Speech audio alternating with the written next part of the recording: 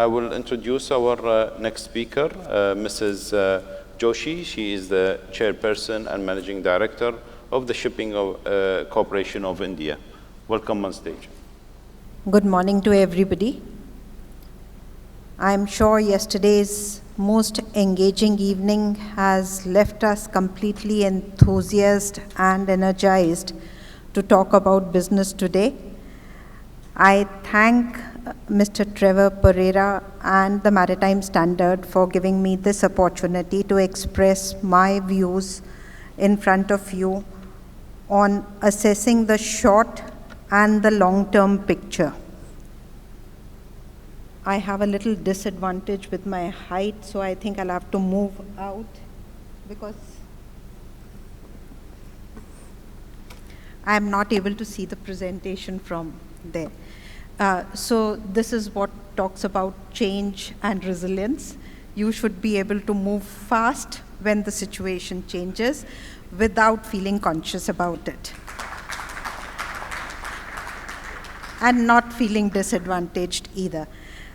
So while we've been talking about and listening to all the speakers since morning, so I don't think we've got anything different to speak on the tanker trade. And also none of us have that crystal ball to be able to really give you the long-term picture. I wish all of us ship owners and people in the maritime industry would always be very happy if we could get that crystal ball and look into the future and do better for ourselves and for our businesses. However, I'd like to cover my presentation in 3 segments. I'll first cover the regional scenario, and then we'll talk about the pandemic disruptions and the recovery, because this is something which we are all still living through, and this is an aspect which we cannot ignore. And then I'll come to the main context of today's presentation on the way forward. So talking about the regional scenario, as we all know, we are all directly or indirectly into the energy business, and energy is what drives the economy and the globe. So let's see what are the growth projections by the region to be able to see where the focus in the globe is going to be. So while the world GDP is projected to be at 5.9 in the current year, there is a clear indication that it is going to go down. And the focus will be on the Middle East and the Central Asia, which remains stable at 4.1, which remains the same for 2021 as well as for 2022. So my focus today will be on the Middle East and on the Central Asia, which is going to be the sunrise area. Now coming to the major refinery expansion, Asia is what is seeing the major refinery capacity expansion taking place. The Asia-Pacific region is where you see the entire growth happening. And this is what I'm trying to correlate from the GDP numbers into the actual business scenario. Also, if we see, the Asia-Pacific remains the major importer of the crude oil, and as I said, that it is the energy which drives the economic development. So both these indicators on the refining capacity increase as well as on the import of the crude oil clearly gives us the correlation with the GDP numbers. While we are talking about Asia-Pacific region, I'd like to draw your attention that the emerging and the developing Asia is what is projected to grow much faster than the advanced Asia. And here the emerging and the developing Asia, we talk about China, India, and the Asian 5 countries. I'm sure you guessed, I was slowly driving you to India, which is going to be one of the growth focus areas. India's GDP is projected to grow at 9.5% in the current financial year, and it is projected to grow at a relatively higher rate at 8.5%, which is projected to be higher than what China is projected to grow at. Coming to the Indian perspective, the crude oil imports in 2021 did see a decline because we all know the pandemic lockdown had an impact on all the global economies, and India was no different. And same was the case when there was lesser imports, lesser refining, and consequently lesser product exports. Middle East remains the focus area for India, and so it's very important for us. Relationship building with the Middle East is always a priority for India. I come to the pandemic disruption after, of course, the destruction was there, but let's talk about the disruption rather than the destruction. And during the pandemic, we saw what happened to the oil demand and the supply. The oil demand during the pandemic really crashed, and the supply was also curtailed by the OPEC countries, and that consequently saw a direct impact on the tanker trade. The COVID-19 impact on the tanker trade clearly brought about shrinkage of 8.1% on the dirty segment and 18.3% on the clean segment. And the largest refinery region, the Asia Pacific, witnessed a throughput drop of 4.98%. Consequently, India's crude oil imports also dipped to 13.5% year-on-year basis in financial year 2021. This is giving you an indication of all the tanker prices on all the major segments of TD3, TD8, TC1 and TCS, TCY time charter yields.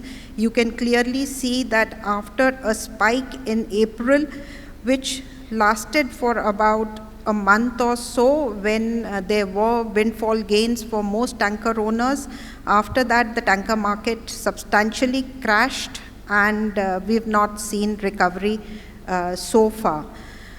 Amidst all these challenges in the COVID were both commercial and operational challenges.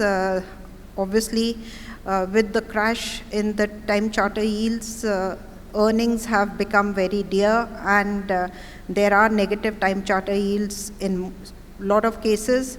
There is scarcity of cargo. Operationally, COVID saw major crew change was the major challenge. Of course, the intermittent quarantine, the port closures, the force majeures, remote surveys and inspections did save us, but connecting spares on boards and conducting the ship repairs and the dry dock was also a major challenge. However, one needs to face the challenges and overcome these to sustain business. And in SCI, Shipping Corporation of India, we did overcome the operational constraints, and we had a business continuity plan, and we had standard operating procedures for both shore and shipboard. And I'd like to share with you that we did not shut down even for a single day. Neither did our shore offices close down, and neither did our vessels stand by even for a single day. And that led to the company serving both the needs of the nation as well as our customers. We did support our operations through virtual inspections, and the monitoring of the dry dock was also done virtually through the shore establishments, since there were a lot of travel restrictions even for our superintendents to go and supervise the dry dock. Same was the case with respect to the repairs and maintenance, and we did facilitate a lot of vaccination drives. Shipping Corporation of India has already done 5 vaccination drives as part of our corporate social responsibility, where we have tried to reach out to the common man. Seafarers become our key workers. Supporting them, taking care of them is more out of a business requirement as well as out of a need for humanity. But reaching out to the common man was what was the CSR objective of Shipping Corporation of India, because we felt that the man who walked the streets, if he was not vaccinated and safe, we would not be safe. We had some mitigating strategies in this poor tanker market, where we moved a lot of our business to the coastal trade, and from 29%, there was an upsurge to 33% in 2021 on the coastal trade market. And we've also been able to sustain, because we have a diversified fleet. Since I've got a substantially long presentation, I think I'll go a little fast. The way forward is, of course, we all know that decarbonization and the climate change is a very big issue. Green shipping, green financing, we've been talking about this since morning, so that is going to be a priority focus area. And meeting the IMO targets for both 2030 as well as for 2050 will be the focus for all of us. And this tanker fleet scenario, what is the low freight levels may trigger demolitions. I'm going to show you a slide on what is the new order book looking like and what is the demolition taking place. But what we see is that the 2 to 2.5% growth rate in the previous 3 years is only going to be about 1% in the next 4 to 5 years. So this gives a clear indication of the tanker fleet, and we see that VLCCs constitute the largest new order book. The short-term outlook, I think we all know, it's going to be difficult to recover even our OPEX. We will continue to struggle through the remainder of 2021.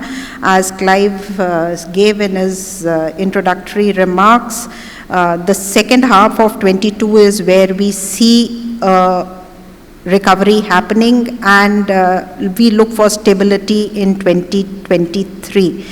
And as we go on the product tanker sides, we see that the daily spot earnings for LR1 and LR2 vessels to be in the range of about $13,000 to $16,000, which isn't too great. The MR vessels to be in the range of about 11,000 to 13,500. This is giving you a graphic presentation of the same rates for all the different segments. So the challenge will be for us to remain strong throughout 2021 and wait for the upsurge to take place. The bunker prices is going to be eating into our savings, and we have to also guard against the new COVID strains going forward. The silver lining is always there, and like I started my presentation by saying that the focus will be on the Asia-Pacific region, and with the travel restrictions opening up, we consider that the jet fuel demand is going to witness a sharp rise. And of course, I've already shared with you, India is projected to be the world's fastest growing economy. So I would remain bullish on the Indian scenario, and on that, I'd like to conclude my address. Thank you so much.